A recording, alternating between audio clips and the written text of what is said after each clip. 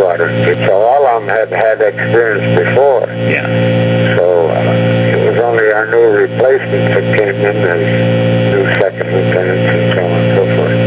I'm sure, in fact, I could almost say it was a fact that some of the rank at headquarters that was in ops and so forth didn't like the idea.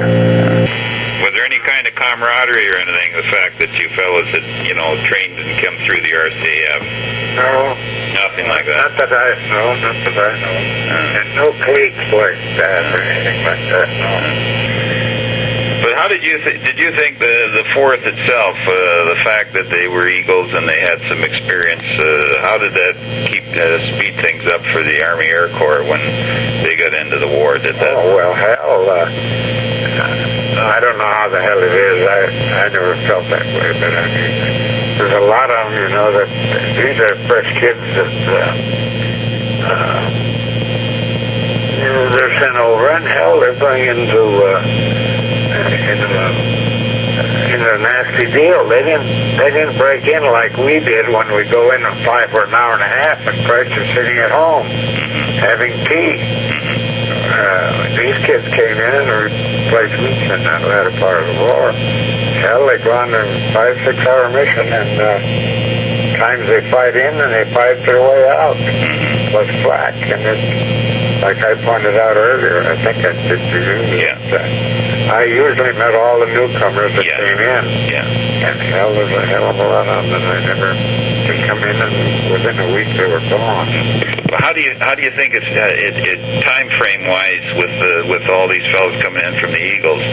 How did that change things for the Army Air Corps? Had there not been all these fellows in the Eagles, and then all of a sudden it was the same time frame, and you bring over these, green pilots from stateside, how would that have changed the time frame in relation to where the Luftwaffe was at the time? Well, it would have made one hell of a big difference. In what respect? Well, it takes time just to learn combat. And someone asked me some time ago, and I was, what the hell were your tactics? Well, your tactics change about every other day. Yeah. There's no set pattern for that. I mean, it's just, what it boils down to really is that if a man goes often enough, you don't have those first mission shakes. Yeah. These kids, I mean, I really felt sorry for them. What the hell do you do? You can't just say you can't stay home.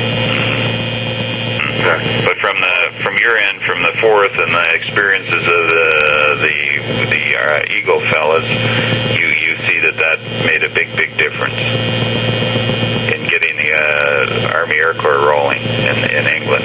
Well, yes, it did, for the simple reason that there's really whether it's planning missions, it's flying missions, it's all these little things that people take for granted that you plan. I mean, or just the fact that you've got bad weather and so forth, and you're forming up 48 aircraft, it's not a simple task in itself. How do you think the 4th Fighter Group would have made out without the RAF and RCF Americans when they transferred? How would they have fared out? Would it have been the same war or not with these combat experienced ex-RCF and RAF Americans that came into the 4th Fighter Group? Well, of course, I'm sure that if I went there, the war would have been lost. Yeah. So when you were in command of these characters, you could pretty well pick out the ones that were going to be the good ones and the ones that were going to be average. What would you do with the average ones then? What would you kind of just limp along with them, or try and send them somewhere else, or? Well, we were short of pilots. We started toward the latter part of 44. We started up using pilots. We needed pilots. We ended up flying 2 groups of 35 or 36 rather than the 48 squadron, or 3 squadron, the 48 group. we start flying, when he saw ships, the three of them flying 36 and flying 72 aircraft. And we used to have so many aircraft stored on our field just because of that. And in fact, there's a lot of the boys that came in. And I usually met everyone that come in. But there's a lot on the came in. I never even met them. They go on their first or second mission and never came back. Lost a hell of a lot. But things are pretty busy about that. We had quite a few guys that were at quite a score. Beeson had a score. Yeah. Goodson had a score. I don't know, a couple more. In fact, to tell you a story about Goodson, he saved my butt. I mean, really. In fact, I was under fire and being hit and clobbered. And he came along and knocked two of them off my butt. In fact, it would have been 5 seconds later, I wouldn't have made it. No, I know Goodson real well. Freddie Glover was a real close friend. And how'd you find him as what was his... Oh, he was a real tiger. Yeah.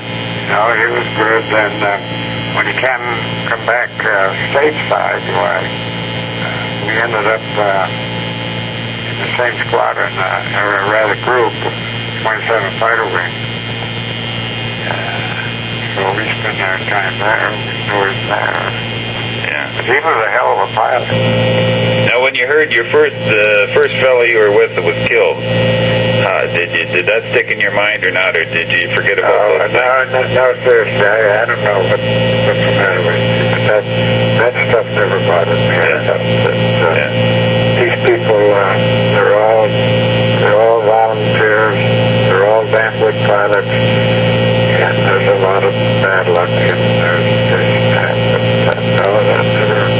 So you just move forward and forget about it, really? Hell, that never bothered me. Hell, in fact, the worst thing that ever happened to me, I was shot up and I just, in fact, I was about to be shot down. It was in the P-47, and I just limped into Manston, and I got into my wingman's airplane and flew back to our base. Hell, I was out on the next mission. Next morning, went out on another mission. Never bothered me a bit. I just figured that guy was lucky. And he was. So from your experiences, and how much of it was luck and how much of it was experience, and that you're here today and you weren't one of the ones buried over there? What would... I'll tell you, it's both. And I think it's both, and I'm all three. I mean, it's experience and luck, and you gotta hate the son of bitches and luck, and well, you gotta be a little egomaniac too.